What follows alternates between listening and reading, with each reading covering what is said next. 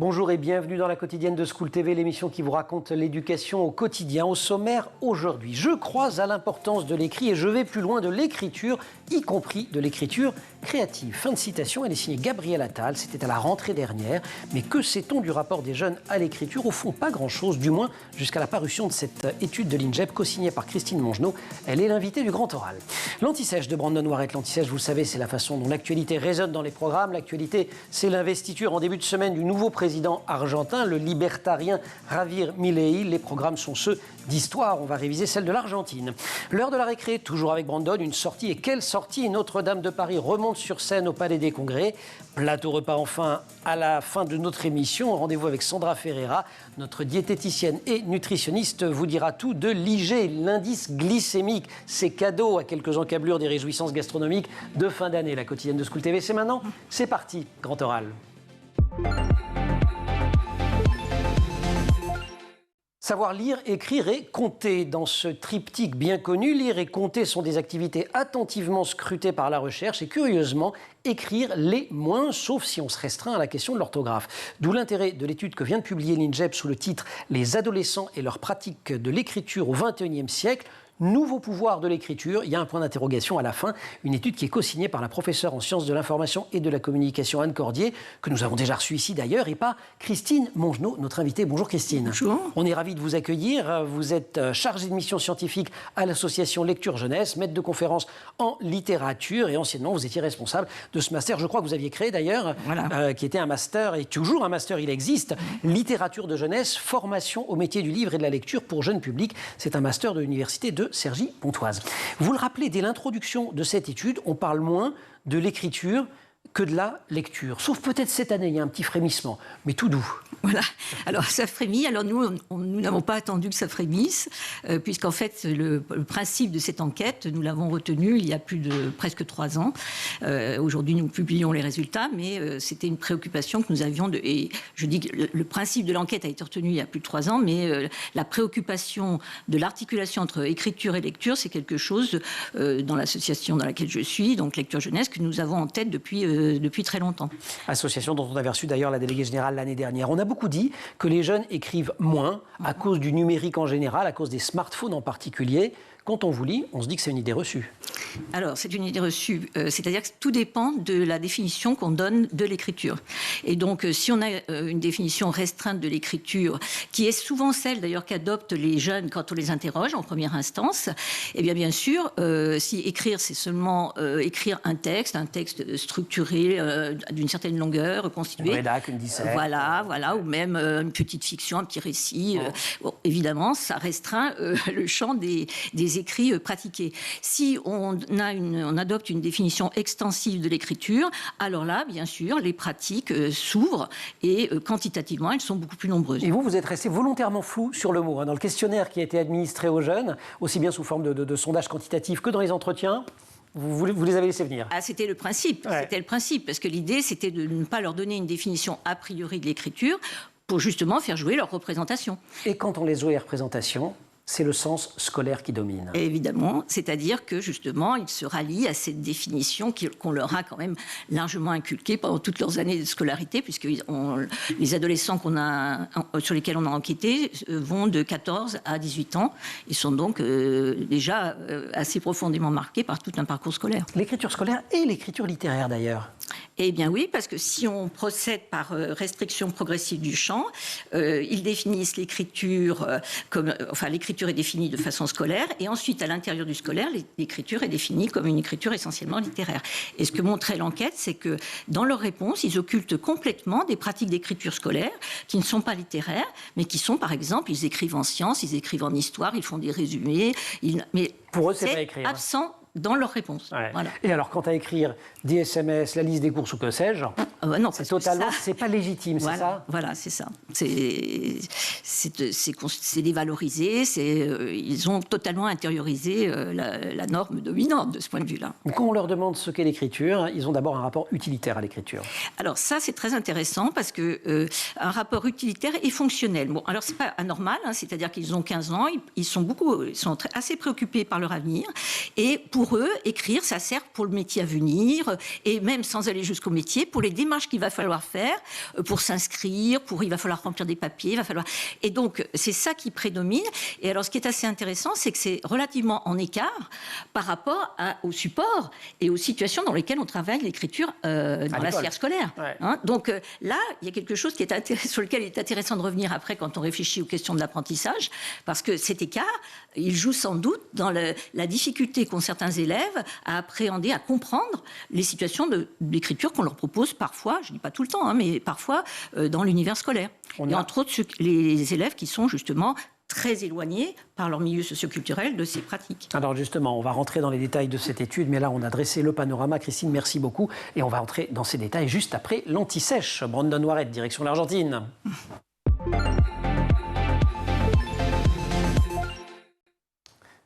Hola. Hola, ¿qué tal? ¿Qué tal? Muy bien. ¿Y tú? Muy bien. Ah. Direction donc l'Argentine en ce 14 décembre. À l'occasion de l'investiture du nouveau président argentin Javier Milei, vous avez décidé de revenir sur l'histoire politique de ce pays. Si, effectivamente, querido señor Davidenko. Oui, l'Argentine a un nouveau président, Javier Milei, depuis le 19 novembre dernier, élu avec 59% des suffrages exprimés. Le président qui se dit anti-système, ultra-libéral, a été investi ce dimanche. C'est le président le mieux élu depuis le retour de la démocratie en 1983. C'est extrêmement récent. Alors, je vous propose d'en monter un peu plus loin dans l'histoire pour un peu comprendre l'arrivée de cette démocratie. Nous sommes en 1929, le krach boursier de Wall Street qui marque évidemment la plupart des pays du monde entier et qui a des conséquences extrêmement désastreuses en Argentine. Elles sont désastreuses et un an plus tard, le 6 septembre 1930, coup d'État évidemment dirigé par le général Uriburu qui met fin à 14 années de gouvernement institutionnel. C'est tout simplement le premier coup d'État militaire en Argentine et qui vont s'enchaîner évidemment durant 40 ans. 1945, un autre président, un autre général prend le pouvoir. Cet homme s'appelle Juan Domingo Perón. Jusqu'alors, il est secrétaire d'État au travail. C'est un admirateur de Benito Mussolini et de Francisco Franco. Voilà, c'est un nom à retenir dans l'histoire politique de l'Argentine au XXe siècle, c'est bien celui de Perón. Les premières années de sa présidence se situent dans un contexte qui, pour l'Argentine, est celui du lendemain de la Seconde Guerre mondiale et qui permet aussi à Eva Perón de mettre en place des mesures sociales et de donner le droit de vote aux femmes. Effectivement, mais le régime s'essouffle très rapidement. La mort d'Eva Perón en 1952, l'opposition croissante de l'Église, la désaffection de l'armée et l'hostilité évidemment des États-Unis conduisent évidemment à la destitution de Perón en 1955 et à la mise en place de la Révolution Libertadora, la révolution libératrice. Les coups d'État militaires s'enchaînent dans les années qui suivent. Perón retrouve quand même le pouvoir du président en 1973. Il le restera seulement 8 mois. Il meurt ensuite. Et pour reprendre les bonnes habitudes, de nouveau coup d'État arrive. C'est le retour de la junte militaire en 1976, avec au pouvoir Videla jusqu'en 1981, puis Biola et Galtieri aussi. Nous sommes dans cette période qu'on appelle la guerre sale, qui marque profondément l'Amérique du Sud. Les services secrets argentins arrêtent, enlèvent, torturent, assassinent ceux qu'ils considèrent comme dangereux. Et pour masquer cette débâcle économique, Galtieri entreprend en avril 1982 une expédition aux Malouines, dont le pays revendique évidemment l'appartenance, qui est occupée depuis 1830 par le Royaume-Uni. Qui lui les appelle les Falklands. Exactement, les Falklands. Et là, malheureusement, c'est désastre pour l'Argentine qui est battue en très peu de temps et qui conduit à la démission du général Gallieri et à l'arrivée au pouvoir d'un nouveau général. Mais avec un régime militaire discrédité, isolé aussi bien au niveau national qu'international, qui accepte le rétablissement d'un régime démocratique et donc cède la place à un gouvernement constitutionnel. On est là en 1983. Et oui, le retour de la démocratie, le pays avance dans une politique extrêmement libérale. L'inflation est fortement réduite, mais le chômage reste très important. Carlos Menem, lui, le nouveau président depuis 1989, il juge donc primordial d'enrayer l'inflation et pour cela, il aligne sa monnaie sur le dollar. En 1992, il crée un nouveau peso dont l'État garantit la parité avec le dollar américain. Dans le même temps, il privatise le très important secteur public légué par Perón et libère les échanges. En 1991, le président Menem fonde avec ses homologues du Paraguay, du Brésil et de l'Uruguay un marché commun qui s'inspire de l'expérience européenne, c'est le Mercosur. Et là, tout va bien, on est au début du XXe siècle. Oui, tout va bien, effectivement. C'est l'un des 10 pays les plus prospères de la planète. Aujourd'hui, il est seulement au 63e rang. La flambée mondiale et l'inflation depuis la fin de la pandémie a fait monter évidemment en flèche le coût de la vie. Une inflation qui dépasse les 130%.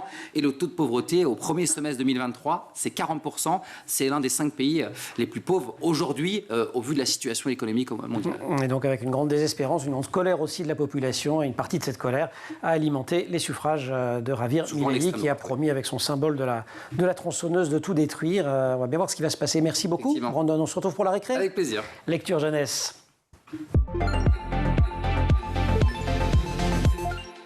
La guerre des stylos et des écrans semble ne pas avoir vraiment de réalité, peut-on lire dans cette étude de l'INJEP qui repose sur une enquête quantitative conduite en 2022 avec l'aide du CREDOC auprès d'un panel de 1500 adolescents et dont les résultats ont été croisés avec des données issues de 50 entretiens individuels analysés par l'universitaire Anne Cordier. Et on parle de tout cela avec Christine Mongenot. Le numérique qui était censé diminuer les pratiques d'écriture, ça n'est pas le cas. Il était aussi censé tuer le stylo et la feuille de papier. Pareil, idées reçues. Vous tordez quand même plein d'idées reçues dans l'enquête. Alors, ce sont les jeunes qui répondent. Bien sûr, bien sûr.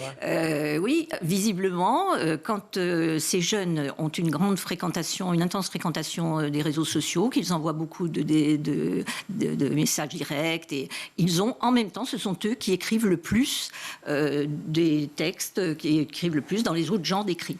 Donc, il n'y a pas du tout une exclusion. C'est pas parce qu'ils écriraient plus du côté des réseaux qu'ils écriraient moins dans les autres formats. Et il trouve que l'écriture manuscrite a plein de vertus. Et ce n'est pas parce qu'ils pratiquent l'écriture numérique qu'effectivement, ils renoncent à l'autre forme d'écriture. Et ce qu'on disait un petit peu dans le rapport, c'est qu'il y a une sorte, ce qui apparaît, c'est plutôt une sorte de distribution des usages. L'écriture manuscrite reste privilégiée pour des formes d'écriture relationnelles plus intimes, pour une écriture qui est plutôt de l'ordre important. Important, ou du don. On veut faire plaisir à une amie, un ami. On va passer par une écriture manuscrite plus facilement. Et ils pensent que ça les aide également à mémoriser. 72% estiment que c'est à la mémoriser. 53% pensent que ça permet de mieux voir ses fautes. Oui, alors là, justement, quand on affine les réponses, on parlera peut-être des élèves qui sont plus en difficulté, plus écartés de l'écriture. Mais cette réponse qui est que ça permet de mieux voir ses fautes ou que ça permet de mieux mémoriser, elle n'est pas identique selon qu'on est un élève très performant ou pas très performant. Eh bien, parlons-en justement maintenant, oui. Parce qu'effectivement, ce qu'on observe, c'est un espèce d'effet de renforcement, j'allais dire, en soufflet. C'est-à-dire que plus j'écris, plus j'ai envie d'écrire, et plus j'ai des difficultés, et moins je vais écrire, c'est ça ? Voilà, c'est ce qui apparaît de façon très nette. Il y a une espèce de cumul des handicaps, on va dire, qui est très nette chez les élèves. Alors là, pour lesquels on a un certain nombre de données socio-économiques, puisque dans l'enquête, avant d'avoir les questionnaires, on a des questionnaires qui sont envoyés aux parents, et donc qui permettent d'avoir ces données. Et il est clair que pour les 8%, on a entre 8 et 11% de jeunes qui déclarent ne pas écrire, et même si on modère cette réponse avec des biais qui sont ceux de leur représentation, comme je l'évoquais tout à l'heure, il est clair que pour ces jeunes-là, justement, l'écart socio-économique pèse très lourd et entraîne toute une série de mises à l'écart. Voilà. Autre écart, garçon-fille. Alors, c'est un autre écart qui est donc cet écart genré.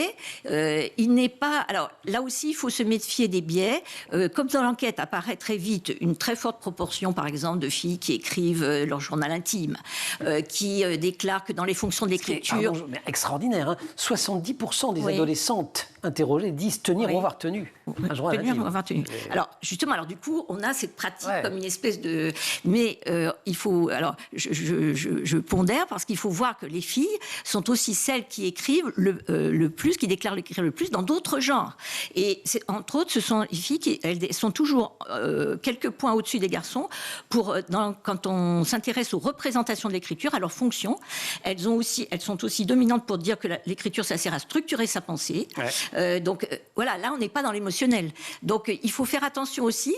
Elles ont des pratiques qui sont très particulières, mais elles ont une représentation des fonctions de l'écriture qui est plus diversifiée que celle des garçons. Avec notamment sur le caractère ludique de l'écriture, plus 4% par rapport aux garçons, plus 9% sur la dimension émotionnelle, plus 7%, on l'a dit, sur le rapport à l'intimité, et aussi sur la fonction organisationnelle. Voilà, c'est pour ça qu'il faut c'est vraiment partout, de tous les paramètres. Elles tiennent absolument tous les bouts. Le plus difficile, c'est quand même effectivement ces différences sociales, le milieu, les pratiques des parents qui pèsent extrêmement lourd. Oui, ça, alors justement, ça c'est aussi un élément qu'il faut prendre en compte, parce que c'est vrai que quand on pense apprentissage, on pense à varier les situations, mais les écarts sociaux, ils sont pas où on pense maîtrise de l'orthographe, maîtrise de la grammaire, etc.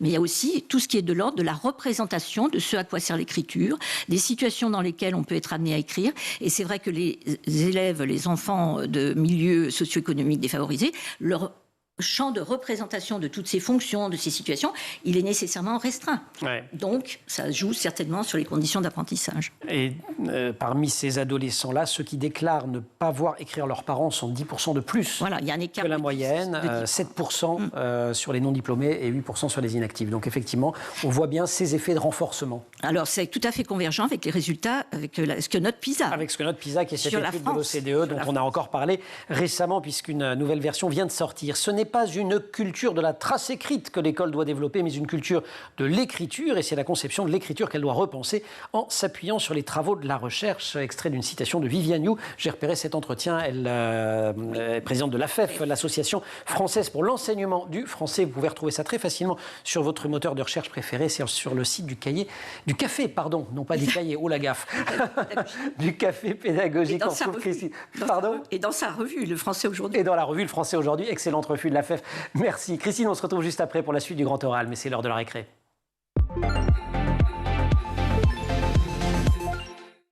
Récré à la fois littéraire et musical et chorégraphique, spectacle total. Aujourd'hui, c'est la totale. Vous nous emmenez au Palais des Congrès à Paris. C'est le grand retour de la comédie musicale Notre-Dame de Paris pour ses 25 ans. Vous aviez vu la version 98 ? Oui, exactement. Vous aviez 3 ans. 4 ans et demi, donc 4 ans et demi. Et j'ai même une photo avec ma maman. Non. Je vous la donner. Ah bah alors, on a tout raté. Il est revenu le temps des cathédrales. Mais oui, exactement. Même endroit. Là où tout avait commencé au Palais des Congrès, c'est la plus grande comédie musicale française de l'histoire. L'adaptation, évidemment, de l'œuvre de Victor Hugo. C'est toujours signé Luc Plamondon et Richard Cochant. 1998, est-ce que vous l'aviez vu ou pas du tout, la première version ? Vous ne faisiez pas partie des 16 millions de spectateurs à travers le monde. 600 000 représentations. Emmanuel, vous non plus ? Pas plus. Voilà, vous ratez quelque chose. Moi, j'ai vu Les Misérables, qui sont encore plus anciens, parce que c'est moi qui dois avoir une dizaine d'années, donc vous aviez moins 30 ans. Encore donc souvenez-vous de cette première troupe, quand même, évidemment, des acteurs, des chanteurs devenus célèbres aujourd'hui. Mais ça, on se souvient. Il y avait Hélène Ségara. En Esmeralda. Garou, non ? Garou, en Quasimodo. Mais voilà, vous connaissez, on avait aussi Patrick Fiori en Phœbus, Julie Zenati en Fleur de Lys, ça on l'avait peut-être un peu oublié. Daniel Lavoie en Frelon.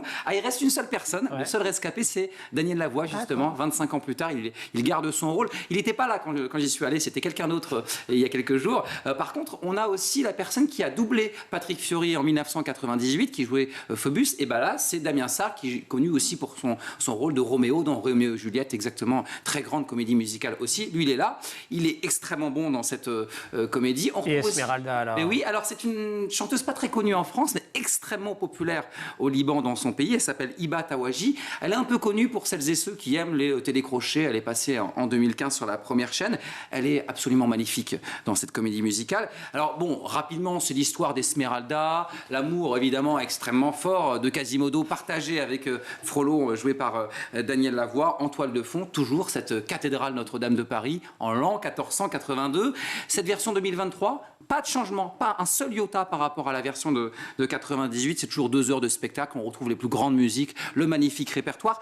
Un petit reproche quand même que je pourrais faire, et d'ailleurs c'est un avis partagé, en fait c'est l'absence de cet orchestre live qui fait un peu la particularité. C'est enregistré. Oui, c'est la particularité notamment du Roi Lion qui cartonne, et ça je pense que c'est un manque, c'était voulu au départ. Je ne sais pas si c'est question de budget ou pas. En tout cas, c'est à voir jusqu'au 7 janvier au Palais des Congrès, tourné dans toute la France, et ensuite direction le plat pays. Et oui, pour 3 représentations. Si vous êtes en Belgique, allez-y. Génial. Et si vous venez du côté de Paris ou si vous êtes parisien, vous pouvez d'ores et déjà deviner derrière les échafaudages la nouvelle flèche de Viollet-le-Duc qui est en train d'être qui est terminée, je crois. Merci beaucoup. Grand Oral.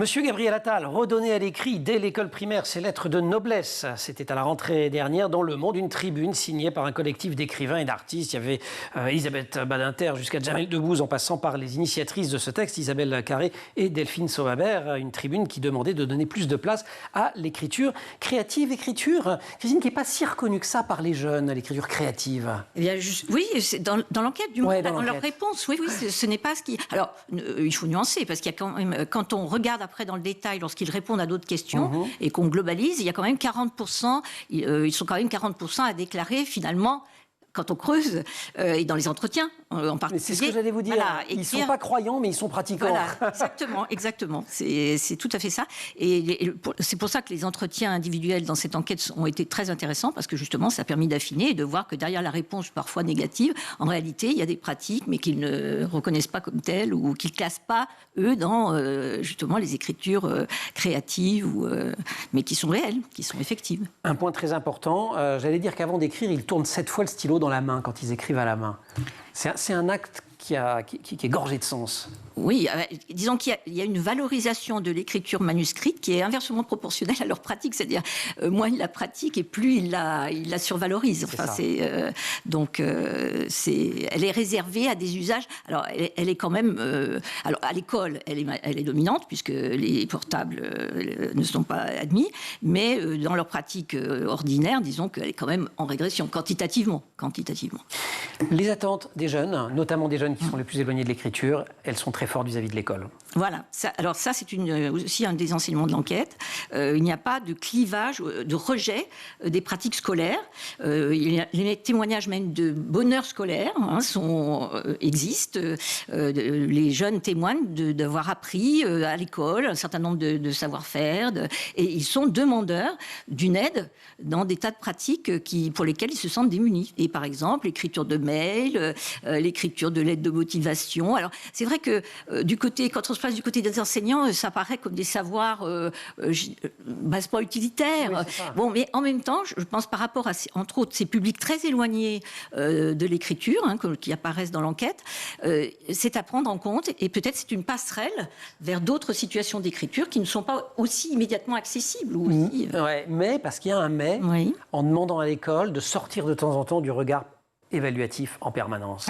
Laissez-nous écrire, arrêtez de nous mettre des notes de partout, corrigez-nous. Ils ne demandent pas à ce qu'on laisse faire n'importe quoi, mais il faut qu'on respire un peu avec l'écriture. Alors, ce qui est intéressant dans leur réponse, c'est qu'ils ont parfaitement intériorisé la pratique, le regard évaluatif sur la production, leur production, puisque c'est comme ça aussi qu'ils regardent leur production entre eux, qu'ils ont peur d'être scrutés d'ailleurs, y compris par leur père. Parce que s'ils déclarent d'un côté que faire des fautes, ce n'est pas très grave, je crois à 40 et quelques %, ils sont plus de la moitié à déclarer que justement l'ordinateur, c'est vraiment bien parce que ça permet de régler des problèmes orthographiques. Alors, il y a une petite contraction qui veut dire qu'en réalité, pour eux, l'orthographe, c'est quand même quelque chose de très discriminant. Finalement, ça compte. Voilà. Finalement, ça compte. Certains jeunes sont tellement éloignés de l'écriture, c'est presque anecdotique par rapport à l'ampleur de votre étude, mais quand même, ça en dit long, que certains ne se sont pas présentés au rendez-vous avec Anne Cordy. Ils ont fui cette occasion qu'on leur donnait malgré tout d'en parler. Voilà, parce que les entretiens sont donc sur un procédé, un principe de volontariat. Et il y a deux choses. Il y a certains qui sont éloignés, et puis il y a le fait qu'ils ne sont pas venus, et il y a le fait que les garçons se sont moins présentés que les filles. Donc ça aussi, c'est... voilà, alors on l'a signalé, parce que c'est vrai que du coup, dans les résultats, tout est à nuancer du point de vue des réponses qu'on a obtenues. Voilà, pas faire de généralité absolue. On le rappelait, Lecture Jeunesse est l'association qui a porté avec l'INJEP cette étude, et association que vous connaissez bien, que vous avez cofondée. Lecture Jeunesse. Non, mais je suis bénévole depuis presque une dizaine d'années. Oui, voilà, enfin, vous êtes un pilier de Lecture Jeunesse. En tout cas, moi, depuis que j'entends parler de Lecture Jeunesse, je sais que vous êtes dedans. Le lien entre la lecture et l'écriture. Lecture Jeunesse a 50 ans. 50 ans, vous l'avez fondé à l'âge de 2 ans. À l'âge de 2 ans. Oui, non. Pardon. Le lien entre la lecture et l'écriture, pardonnez-moi. Oui, alors justement, c'est une des lignes de force de cette association qui s'appelle Lecture au départ, mais Lecture Jeunesse, mais qui, en mettant en place des projets de terrain, s'est très vite aperçu que justement, il y avait une articulation lecture-écriture et pratiques orales. Et puis, nous avons monté un observatoire des pratiques adolescentes en lecture et en écriture, et nous cherchons justement à investiguer ce lien entre les deux. Alors, persuadés aussi que non seulement l'écriture l'écriture est le débouché de la lecture, mais que l'écriture peut être à certains moments le déclencheur, le moteur de l'activité. Et ça lecture. ressort un petit peu dans l'étude. Ça ressort un peu, oui, tout à fait. Et c'est pas le cœur du sujet, mais ça ressort. Oui, tout à fait. C'est-à-dire que les jeunes écrivent, et pour écrire, ils lisent ce qu'a écrit leur ami, ce qu'a écrit. D'ailleurs, ils le disent. Certains le disent, ils disent. Mais de toute façon, quand on est sur Internet, on lit en même temps qu'on écrit. Et ouais, c'est ça. Donc, bon, lecture parfois utilitaire, écriture parfois utilitaire. Vous lisez des recettes de cuisine de temps en temps à l'approche des fêtes. Mais j'ai tendance à improviser aussi. Ok, on va en parler. Il faut improviser, mais jusqu'à un certain point, on va en parler avec Sandra Ferreira dans quelques instants. Brandon, merci beaucoup. Vous allez céder la place à Sandra pour son plateau repas. On parle IG. Pour une fois, c'est pas inspection générale, c'est indice glycémique.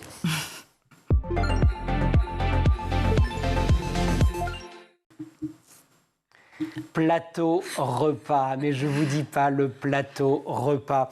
Bonjour Sandra. Bonjour Emmanuel. Sandra Ferreira, notre diététicienne et nutritionniste. Je me bidonne quand je vois ça. Mais en fait, évidemment, avec vous, si ces gâteaux sont arrivés sur le plateau de la quotidienne, c'est qu'évidemment, on a le droit de les manger. Vous allez nous parler des desserts sucrés à index glycémique bas. Il y a même des bûches de fêtes de fin d'année. Et vous avez pris la tenue déjà par anticipation de ces fêtes de fin d'année qui permettent de se régaler, et y compris quand on souffre de diabète, par exemple. Mais d'abord, donc je disais l'IG. D'habitude, l'IG ici, c'est inspection générale. Hein. Pour une fois, c'est index glycémique. Voilà. C'est quoi? IG, l'index glycémique, c'est une manière de classifier les aliments qui apportent des glucides, donc des sucres, en fonction de leur capacité à élever la glycémie, donc la capacité à élever le sucre dans le sang. C'est bon, c'est pas sucre rapide, sucre lent dans le temps? Eh bien, dans le temps, on disait ça, sucre rapide, sucre lent. Maintenant, c'est un peu plus complet, on va dire. Ça va prendre en considération et la composition en sucre et aussi tout ce qui peut influencer l'élévation de la glycémie, c'est-à-dire les fibres, les graisses, le procédé de cuisson, le procédé industriel. D'accord. Comment ça fonctionne au fond dans notre corps? Eh bien, dans notre corps, la glycémie, on le rappelle, c'est la quantité de sucre qu'il y a dans le sang. Après un repas, lorsque vous mangez un bon petit repas qui contient des glucides, le taux de sucre va monter dans le sang. Et là, votre pancréas va sécréter de l'insuline. Et l'insuline, ça permet de récupérer cet excès de sucre dans le sang et de le transporter vers les organes qui en ont besoin, comme le muscle, par exemple. Parfois, ça fonctionne moins bien. On va avoir des pics de glycémie et d'un coup, une chute qu'on appelle une hypoglycémie réactionnelle. On a faim, on n'est pas bien et du coup, on a encore envie de remanger et ça peut créer des grignotages à outrance. Ok. Et donc, ça joue sur le diabète, évidemment, très fortement. Et ça va jouer sur le diabète. Alors, il y a plusieurs raisons. Donc, quand on prend de l'âge ou de l'embonpoint, le corps va moins bien réagir à l'action de cette insuline, cette hormone qui est sécrétée par le pancréas, et ça crée ce qu'on appelle de l'insulinorésistance. L'insuline, elle va être moins efficace, ça va moins transporter le sucre vers les cellules musculaires, donc plus vers les cellules graisseuses. C'est où le pancréas? C'est par là? Le pancréas, c'est par là, si je ne me trompe pas. Tu veux bien te remettre à bosser normalement comme quand j'étais jeune, toi, s'il te plaît? Vous êtes en train de nous avouer quelque chose, Emmanuel? Ouais. Ok, j'ai bien compris. Alors attention, parce que dans ce cas-là, ça risque d'envoyer les graisses vers la ceinture abdominale, autour du foie. Parlez à votre ceinture abdominale, Emmanuel. Il faut faire attention à ces dysfonctionnements parce qu'on peut avoir ce qu'on appelle la maladie du foie gras. Ah oui, non. Donc là, on est carrément sur une stéatose hépatique, mais ce n'est pas le cas de notre cher animateur, ou ça peut être précurseur d'un diabète. Super. Les IG, les indices glycémiques à valoriser, quels sont-ils alors? Alors, il faut comprendre que dans les IG, il y a plusieurs façons de les classifier. L'indice glycémique de référence, c'est le glucose. Le glucose, c'est 100. Okay. Après, on va avoir des index glycémiques élevés, au-dessus de 70, les IG modérés entre 55 et 70, et les IG bas, au-dessous de 55, voire très très bas, au-dessous de 25. En gros, les IG, on va les retrouver dans tout ce qui est sucre, aliments sucrés, boissons sucrées, féculents, légumes secs, c'est là où on va retrouver tout ça. Ok, du coup, les bons desserts de Noël, ils sont quand même plutôt à exclure, en théorie du moins, puisqu'on a la preuve sur ce plateau. Oui, je vais parler en pratique, mais voilà, en théorie, oui, ça contient de la farine, sucre, c'est pas génial. On rappelle quand même que la bûche, et c'est pour ça qu'elles sont là en plateau, c'est le dessert préféré des Français. Il y en a 8 millions de bûches vendues chaque année en France pour les fêtes. Alors là, vous avez deux solutions avec moi. Ou vous les faites maison. Vous savez que je suis passionnée par la cuisine maison. Ouais. Ou vous faites confiance à des pâtisseries comme les pâtisseries fines, je vais en citer quelques-unes, Maison Plume ou la pâtisserie Oh Oui, ou la pâtisserie Les Belles Envies, qui vont proposer des pâtisseries à index glycémique bas. Et Et c'est là que vous êtes l'avantage, c'est là. Alors là, ce sont des Waouh. pâtisseries, des belles envies. Ils l'ont décliné en plusieurs versions. Là, ici, on a la bouleversante. Alors, ils l'appellent comme ça, Elle est hein, là. la bouleversante. Et elle bouleverse, je peux vous dire, parce qu'elle est très bonne. La bouleversante pomme passion, la merveilleuse pistache framboise, et la prodigieuse chocolat noisette.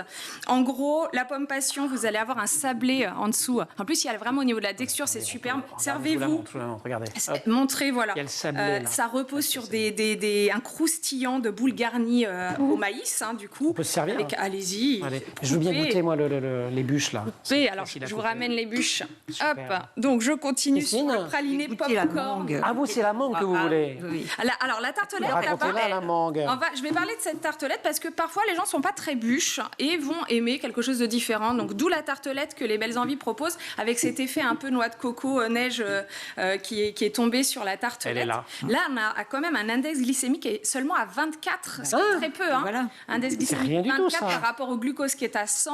D'ailleurs, faire ça joliment. Hop. on a un IG à 35 pour celle-ci qui est vraiment ma préférée, soit dit en passant. Ah bon, on va vous la surtout, laisser, ne la alors. goûtez pas. Comme Voilà, ça, Christine, ou vous en voulez Très plus? bien. Non, c'est pas Non, parfait. c'est bien comme ça. La Est-ce que je vais pistache arriver? Normalement, on n'y arrive pas. framboise. Quand on fait ça en direct, hop. Regardez, bah, dites donc. ça se tient bien. c'est Extraordinaire. bon. Vous allez voir que c'est bon aussi. L'indice, Christine, bon app. l'indice est faible. Et l'indice c'est très Et l'indice faible, est faible. donc pas de risque d'avoir de fringales derrière. Si on a des problèmes de glycémie, pas de risque que ça élève la glycémie. En revanche, ça reste une pâtisserie avec des calories quand même. Mais il en faut un petit peu aussi. Vous connaissez Ah, le la discours. texture est super sympa. La texture là. est sympa. Ouais. Vous Tout voudrez est quoi? sympa. Bah, vous avez pas de. Bah, vous avez tout Non, mangé, non, tout. moi je vous laisse, je les connais, je Ok, les super. adore, je suis une fan. Globalement, alors faut rappeler que celle-ci a de la passion, que celle-ci elle est chocolat et celle-ci pralinée framboise avec du Génial. croustillant, il y a des textures différentes. Vous pouvez vous faire plaisir pour Noël. Eh bien, Sandra, merci beaucoup. Christine, merci beaucoup de nous avoir accompagnés. On rappelle que le master que vous avez créé existe toujours à Cergy-Pontoise et donc pour Parcoursup. Non, c'est pas Parcoursup. Co-créé. Co-créé.